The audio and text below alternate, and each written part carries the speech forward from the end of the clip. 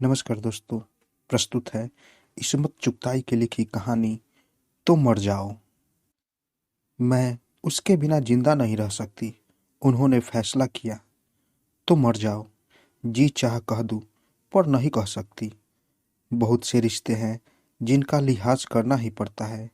एक तो दुर्भाग्य से हम दोनों औरत जात हैं। न जाने क्यों लोगों ने मुझे नारी जाति की समर्थक और सहायक समझ लिया है। शायद इसलिए कि मैं अपने भतीजों को भतीजियों से ज्यादा ठोका करती हूँ। खुदा कसम, मैं किसी विशेष जाति की तरफदार नहीं। मेरी भतीजियाँ अपेक्षाकृत सीधी और भतीजे बड़े ही बदमाश हैं। ऐसी हालत में हर समझदार उन्हें सुधारने के लिए डांटते फटकारते रहना इंसानी फर्ज समझता है। पर उन्हें यह कैसे समझाऊं? वे मुझे अपनी शुभचिंतक मान चुकी हैं और वह लड़की जो किसी के बिना जिंदा न रह सकने की स्थिति को पहुंच चुकी हो, कुछ हठीली होती है। इसलिए मैं कुछ भी करूं, उसके प्रति अपनी सहानुभूति से इनकार नहीं कर सकती। अनचाहे या अनमने रूप से सही, मुझे उसके हितैषियों और शुभचिंतकों की पंक्ति में खड़ा होना पड़ता है। दुर्भाग्य से मेरा स्वास्थ्य हमेशा ही अच्छा रहा है और बीमार होकर मुर्गी के शोरबे और अंगूर खाने के मौके बहुत ही कम मिल पाए। यही कारण था कि शायद कभी प्राणघातक किस्म का इश्क न हो सका। हमारे अब्बा जरूरत से ज्यादा सावधानी बरतने में से थे। हर बीमारी की समय से पहले ही रोकथाम कर लिया करते थे। बरसात आई और पानी उबाल कर मिलने लगा। आसपास के सारे कुओं में दवाइयाँ पड़ गई। खोचे वालों के चालान करवाने शुरू कर दिए। हर चीज ढकी रहे। बेचारी मक्खियाँ गुस्से से भनभनाया करती, क्या मजाल जो एक जर्रा मिल जाए। मलेरिया फैलने से पहले कुनैन हलक से उतार दी जाती और फोड़े फुंसियों से बचने के लिए चिरायता पिलाया जाता। इश्क मोहब्बत की रोकथाम के लिए न जाने उन्होंने कौन से जो सादे पिला रखे थे कि किसी भी बहन भाई को घातक किस्म का इश्क न हो पाया। यूं ही कभी जुकाम खांसी मामूली बदहजमी की तरह किसी को इश्क हो गया तो बुजुर्गों ने हंसकर टाल दिया। न एकदम संबंध विच्छेद करने की धमकियां मिली, न जहर खाने की नौबत आई। लोग कहते हैं जब किसी को इश्क का रोग लग जाता है तो खाना पीना और सोना हराम हो जाता है। पर हमारा खानदान अजीब सा था। उसमें हम जब कोई जरूरत से ज्यादा हंसता खेलता और मोटा होता पकड़ा जाता तो आमतौर पर वह इश्क का रोगी निकलता। इसलिए जैसा वे कहती है, मुझे उसके दर्द का अंदाजा नहीं। उन्हें निहायत घातक किस्म का इश्क है और मैं हंस रही हूँ। मुझे याद है कि हम लोग एक बार पुरानी फिल्म हीर रांझा देखने गए थे। जब रांझा साहब की मरम्मत हुई तो हम लोग बेतहाशा हंसने लगे। हमारे गिर्द बैठी भीगी आंखों वाली पब्लिक ने हमारी कुरुचि पर घृणा प्रकट की। लेकिन मेरी दोस्त, मेरी सहेली अपनी प्रेमी के बिना जिंदा नहीं रह सकती। वह उन्हें जलाता है, कलपाता है, अपमानित करता है। वे प्रेमी के द्वार पर शीश नवाए के लिए आती है तो दरवाजा बंद कर लेता है। मैं तुम्हारे बिना जिंदा नहीं रह सकती, वे हजार बार उससे कहती है। मैं तुम्हारे साथ जिंदा नहीं रह सकता, वह हजार बार जवाब देता है। जब वे रोती है, जान देने की धमकियां देती है, पर वह कानों में तेल डाल लेता है। वह उसके सारे दोस्तों और जान पहचान के लोगों से प्रार्थना कर चुकी है। एक इंसान की हैसियत से उन्हें जिंदा रहने का अधिकार है। ये प्रगतिशील लोग एक भावुक लड़की की तमन्नाओं का खून होते कैसे देख सकते हैं? जी हाँ, दुर्भाग्य से मैं भी प्रगतिशील लोगों में गिन ली गई हूँ और मुझ पर भी यह इल्जाम है कि मैं हरगिज प्रगतिशील नहीं हूँ, क्योंकि मैं अपनी ही जैसी एक औरत का दिल टूटते देखती हूँ और मेरे कान पर जूं तक नहीं रेंगती। साहब, मैं अपने कान पर जूं छोड़ हाथी रेंगाने को तैयार हूँ, मगर खुदा के लिए कोई बताए कि मैं उनके आशिक बल्कि मासूक को किस तरह उसके लिए फांस सकती हूँ। काश वह एक मर्तबा होता या मिट्टी का प्याला, तब या तो मैं अपनी प्यारी दोस्त के लिए उसे खरीद लाती या अजायब घर में होता तो चुरा लाने की कोशिश करती। मगर वह तो निहायत ठिठाई से मोटर में दनादन फिरता है। हवा को कौन मुट्ठी में बांध सकता है? धूप को कैद करने का यंत्र अभी तक भारत में तो इजाद नहीं हुआ है और न इम्पोर्ट हुआ है। इस छलावा किस्म के आशिक को कौन घेर कर उसके दरबे में हाँक सकता है? कसूर उस छलावे का भी है, दिल फेंक किस्म का आदमी है। एक बार उसने उसकी तरफ भी छक्का मार दिया था। मीठी मीठी बातें उसके कानों में उड़ेल दी थी। उन्हें लिए लिए भी घूमता था। उन्हें सर्दी लग जाती थी तो स्वेटर खरीद कर पहना दिया, पेरे खिलाए और शायद चूमा चाटा भी होगा। ये सब तो वह जिंदगी का फर्ज समझकर हर महीने एक न एक नई लड़की के साथ किया करता है। अगर वह उन सब लड़कियों से किए गए वायदे पूरा करता तो अब तक पूरी हरम भर जाती। इतना तो एक मोटर और अच्छी आमदनी का मालिक राह चलते करता ही है। अब राह चलता अगर उसके पीछे काजी और सेहरा लेकर दौड़ता फिरे तो बेचारा दम न तोड़ दे। वह सेहरा और काजी काफी न समझकर मुझे भी समधिन बनने पर मजबूर करना चाहती है। मुझे समधिन बनने से चिढ़ है। दूल्हा और दुल्हन तो एक दूसरे को मिल जाते हैं, समधिनों को सिर्फ गालियां मिलती है या फिर फूलों की झड़ियां जिसमें फूल कम और छड़ियां ज्यादा होती हैं। मेरी एक और सहेली को भी इसके रोग ने आ घेरा था। उसके आशिक ने आदत के मुताबिक उन्हें सब्ज बाग दिखाए मगर शादी नहीं की। कुछ गड़बड़ हो जाती तो अस्पताल ले जाकर इलाज करवा देता। वे इस जहाज से ही संतुष्ट थी। इलाज के दौरान वह अपने आशिक की बीवी कहलाती थी। वैसे वह उसके बड़े लाड करता था। सारी तनख्वाह हाथ में थमा देता था। सियाह सफेद की वे मालिक थी मगर पक्का कागज करने से दम चुराता था। मेरी बदकिस्मती कहिए या सामत, जब चौथी बार गड़बड़ हुई और अस्पताल जाने की नौबत आई तो वे आदत के मुताबिक रोटी पीटती मरहम पट्टी के लिए मेरे पास आई। मत जाओ अस्पताल, मैंने यूं ही बेसोचे समझे राय दी। वह चौकी, मगर बच्चे कौन पालेगा? उसका बाप पालेगा। मगर बदनामी जो होगी, ओफो, मेरा जी जल गया। यानी आप अब बड़ी नेक नाम है। आए दिन जूते मार मार कर सड़क पर ढकेल कर कुंडी लगा लेता है। दूसरी लड़कियों की खातिरें करता है। आप सड़क पर मनराया करती है।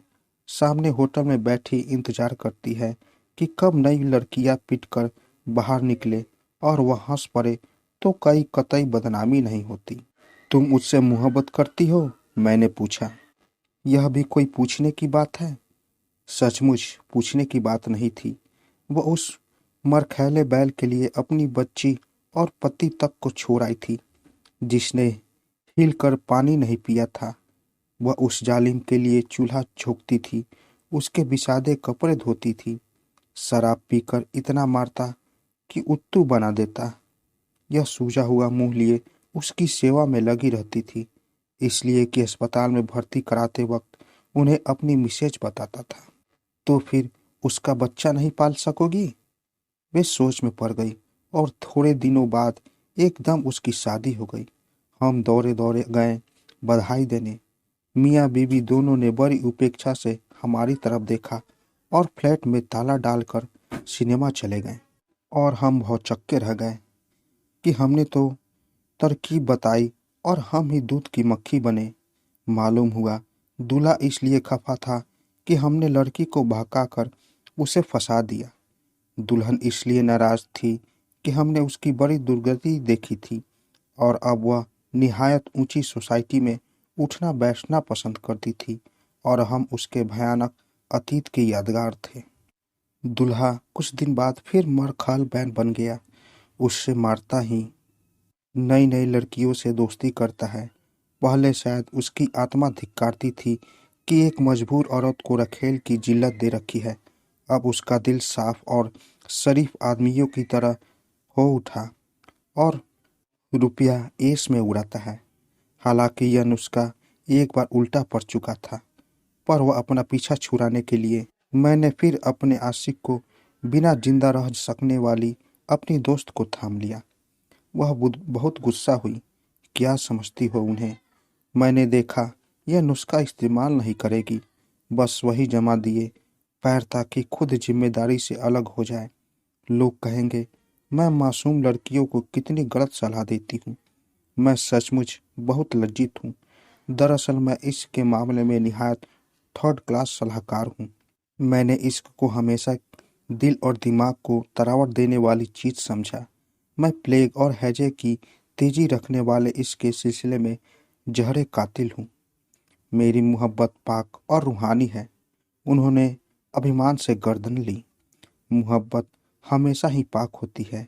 एक वेश्या की मोहब्बत भी वे जल गई। वह सबसे ज्यादा पाक और पवित्र होती है। जिस्म बेचने को पाक पवित्र मानती है। व्यापार का नहीं, मोहब्बत का जिक्र था। रहा रूहानी इश्क, तो उससे क्या मतलब है पूजा। हाँ, वे जोश से झूम उठी। तो कौन मना करता है। पूजा करो, डट कर करो। इसमें उस नकचढ़े इजाजत लेने की क्या जरूरत है। वह कर भी क्या सकता है। और रूहानी मोहब्बत में निकाह की क्या जरूरत है। क्या ख्याल भी हरामी हलाली हुआ करता है। तुम शौक से उसे अपना रूहानी शौहर बना लो। वह तुम्हारे चुंगल से नहीं बच सकेगा। आप नहीं समझती। मैं खूब समझती हूँ। मुझे खुद सहगल से इश्क था। उसकी आवाज़ सुनकर कलेजा निकल पड़ता था। मोतीलाल से इश्क था। अशोक कुमार ने नींदें उचाट कर दी थी। और तो और किसी जमाने में गुरुदेव टैगोर से इश्क हो गया था। जी चाहता था जोगिन बनकर शांति निकेतन में जान दे दूं। शरत बाबू अगर मुझे हुक्म देते कि एक टांग से खड़ी रहो तो मुझे ऐतराज न होता। मैं किसी से कहना नहीं चाहती। मुझे पाल रावण से तो ऐसा इश्क हुआ था कि खुदा की पनाह। उसके रिकॉर्ड सुनकर घंटों सर धुना है। अब भी खुदा की कसम ऐसे ऐसे लोगों से इश्क है कि सोच कर रोकटे खड़े हो जाते हैं। अगर किसी को मेरे आशिक मिजाज दिल की दीदा दिलेरियों का पता चल जाए तो अंधेरा हो जाए। लोग मेरे नाम से भागने लगेंगे और लोगों को सबक देने के लिए मुझे बीच बाजार में दुर्रे लगाए जाएं। मगर उसमें किसी सूरमा से शादी का शौक नहीं। अगर उन लोगों को किसी भी हरकत से मुझे अपनी बदनीयती का शक हो जाए तो मैं इज्जत का दावा कर दूं। मेरी जान, शादी और इश्क को गड़बड़ न करो। क्या तुम समझती हो शादी के बाद इश्क नहीं हुआ करता। मेरा तो ख्याल है इश्क सिर्फ मुर्दों को नहीं होता। मगर वह भी शायद मैं पूरे यकीन से नहीं कह सकती क्योंकि मैं अभी मुर्दा नहीं हूँ। आप मजाक कर रही है। रूहानी इश्क से मेरा यह मतलब नहीं कि टैगोर से इश्क कर लिया जाए। यह इश्क नहीं। तो साफ कहो इश्क से तुम्हारा मतलब तो साफ कहो इश्क से तुम्हारा मतलब शादी है जिसमें महर और तलाक का हक भी रहे। तुम नीरी बनिए की बेटी हो। सख्त व्यापारी जहनीत है। लैला होती तो इस वक्त तो इसकी तौहीन करने के सिलसिले में तुम्हें अपने ऊँट के नीचे कुचल देती। मेरी सलाह मानो तो किसी से शादी कर लो। बेटे का नाम अपने नामकुल आशिक के नाम पर रख लो और उसे वक्त बेवक्त पीट कर अपने दिल की भड़ास निकाल लिया करो। आशिक से शादी करना सख्त बदमजाकी का सबूत है। बदमजाक लोग लेमन ड्राप को चबा कर निकल जाते हैं। लेमन ड्राप चूस कर खाने की चीज है। खुदा के लिए आशिक को गृहस्थी के जुए में न जोतो। जरा सोचो दिलीप कुमार जो हजारों दिलों की धड़कन बना हुआ है मुश्किल तौर पर घर वाले के रूप में आ डटे तो फिर दिल किसके लिए धड़के। यकीन मानो वह भी इंसान है। खाता है, पीता है, सोता है, लड़ता है, कुंजियां खो देता है, कागज बिखेरता है, वादा खिलाफिया करता है, सिनेमा के टिकट खरीद कर भूल जाता है और यकीन मानो जैसे मधुबाला और वैजंती माला के लिए खुदकुशी करता फिरता है। आहें भरता है, बीवी के लिए नहीं भरेगा। दिल टूट जाएगा। क्या समझती हो तुम कृष्णचंद्र से शादी कर लो।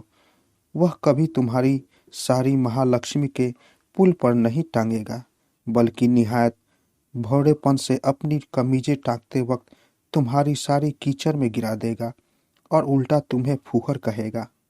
साहिर हाथ आ जाए तो कभी तुम्हारे आंसू रेशमी आंचल से न पूछेगा, न तुम्हारी मरमरी बाहों का सहारा लेगा। सरदार जाफरी से तो भूल कर शादी न करना तुम्हारे बालों तक में किताबें और कागज भर देगा और वक्त बेवक्त इक्के वालों की तरह लड़ेगा। जरा भी अक्ल रखती हो तो खुदा के लिए इन आर्टिस्टों से शादी कर लेना, वरना सर पकड़कर अपनी हिमाकत पर रोगी। ये सपने हैं, इन्हें सच बनाने की कोशिश न करना। पति एक निहायत ठोस सच्चाई होती है। मेरी अक्लमंदी की बातों से रोम में आ गई। खुशी से मेरे हाथ पांव फूल गए। कौन कहता है मैं बेतुकी बात करती हूँ। एक इश्क की मारी लड़की को सच्चे रास्ते पर लगा दिया। अब यह धूमधाम से शादी करेगी, बच्चे जनेगी, दुनिया सजेगी। भाई मुझे तो कौम की लीडरी करना चाहिए, मगर मेरी लीडरी के सपने गदगद करके नीचे आ पड़े जब मैंने सुना कि उसी शाम उन्होंने अपने बदजात आशिक के मोर्चे पर हमला बोल दिया। उसकी बीमार तिनका सी अम्मा को जो जुत्स के पहलवानी हाथ दिखाए। यह मेरा घर है, मैं यहाँ से कभी नहीं जाऊंगी। उन्होंने पक्की गृहस्थनी की तरह ऐलान किया। तुम उसकी माँ नहीं, डायन हो। उसकी कमाई पर नागिन बनकर बैठी हो सकने वाली बहू ने चीख चीख कर कहा और बड़ी मुश्किलों से धक्के देकर उन्हें घर से निकाला गया। तब निकली। अब मेरी कमबख्ती देखिए, जैसे ये सारे धक्के मेरी ही पीठ में लगे। लोग बिल्कुल ठीक कहते हैं, मैं निहायत अहमक हूँ। मैं उसके बिना जिंदा नहीं रह सकती। वे बड़े विश्वास से कहती है और मुझे क्यों आपत्ति है। मैं उससे कह के उन्हें देती तो मर जाओ। खैर, आइंदा कह ही दूंगी। तो दोस्तों, कैसी लगी कहानी? अगर आप लोगों को मेरी कहानी अच्छी लगी हो तो मेरे चैनल को ज़रूर सब्सक्राइब करें और साथ साथ बेल आइकन को भी ज़रूर दबाएं ताकि मेरी कहानी सबसे पहले आप तक पहुंचे। तो दोस्तों, मिलते हैं एक नई कहानी के साथ एक नए वीडियो में। तब तक के लिए नमस्कार।